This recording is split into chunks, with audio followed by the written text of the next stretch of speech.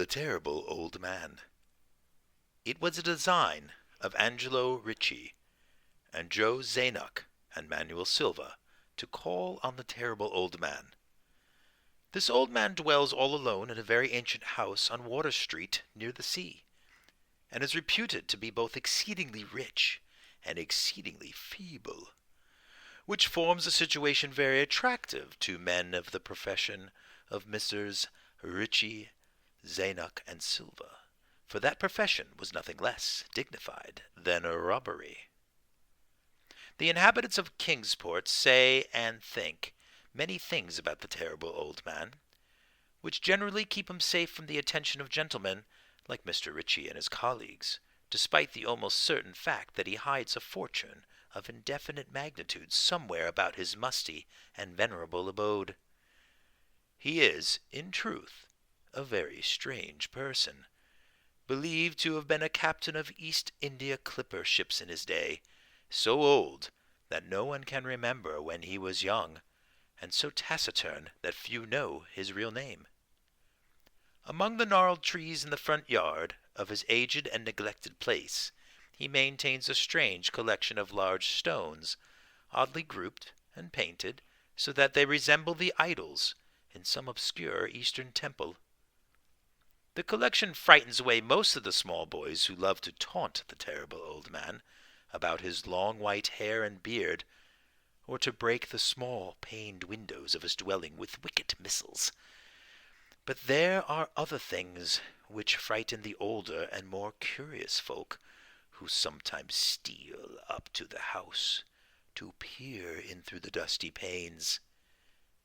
These folks say that on a table in a bare room on the ground floor are many peculiar bottles, in each small piece of lead suspended pendulum-wise from a string, and they say that the terrible old man talks to these bottles, addressing them by names such as Jack, Scarface, Long Tom, Spanish Joe, Peters, and Mate Ellis, and that whenever he speaks to a bottle, the little lead pendulum within makes certain definite vibrations as if in answer.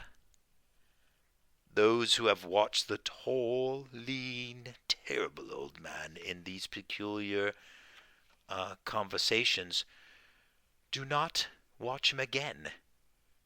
But Angelo Ricci and Joe Zanuck and Manuel Silva were not of Kingsport blood.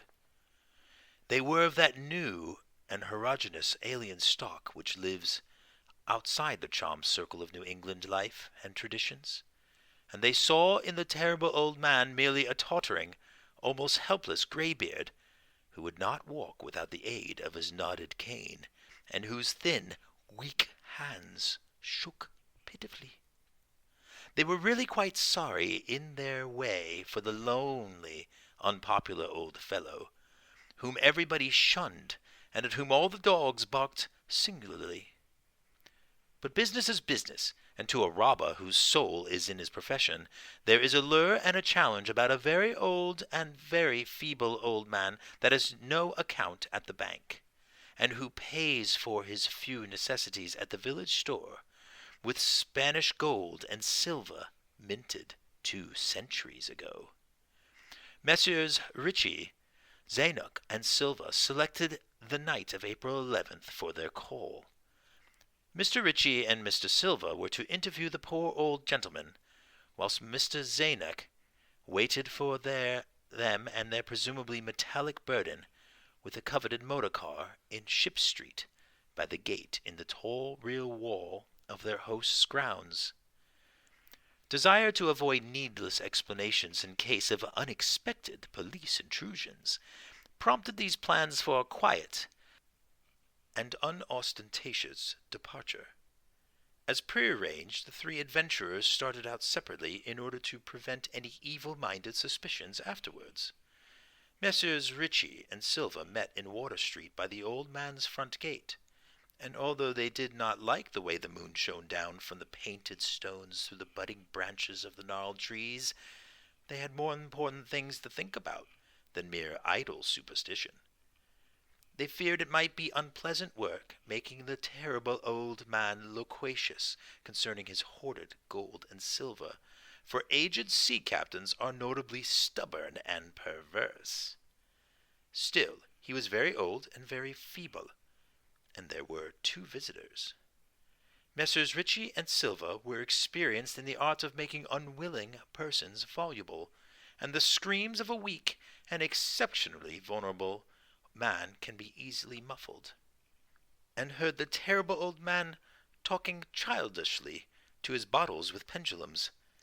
Then they donned masks and knocked politely at the weathered-stained oaken door.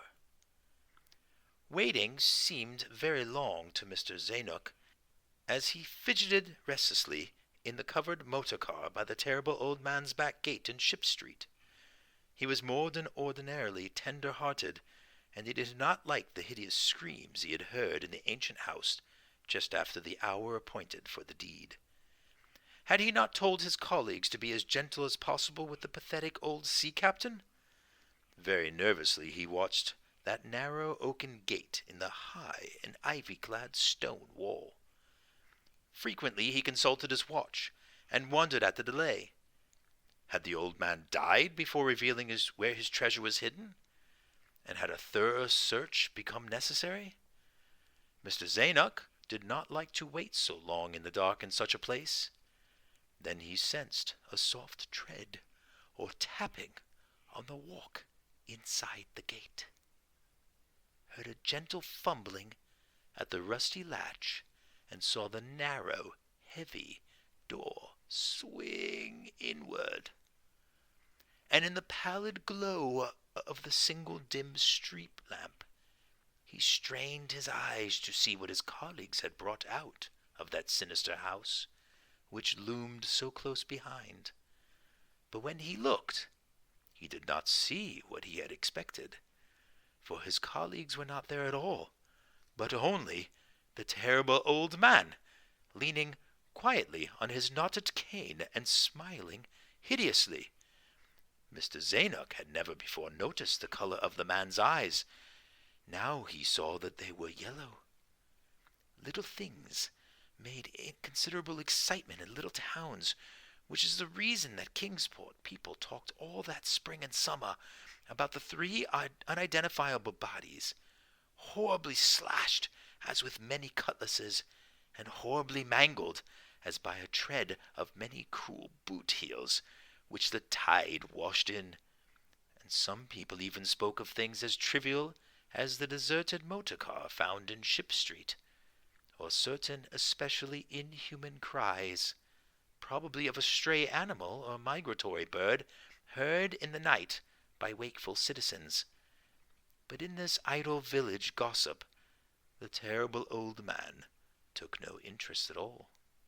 He was by nature reserved, and when one is aged and feeble, one's reserve is doubly strong. Besides, so ancient a sea captain must have witnessed scores of things of his unremembered youth.